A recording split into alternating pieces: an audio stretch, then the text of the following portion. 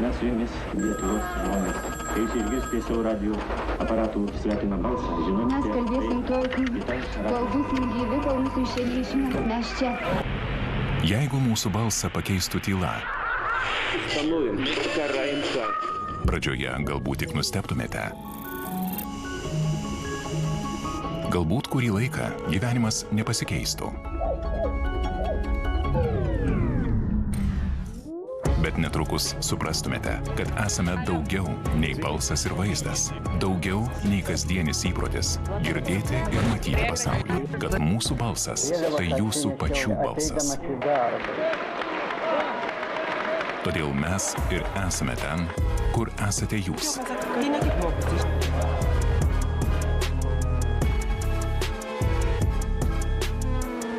Perfus, kurie išsiskiria.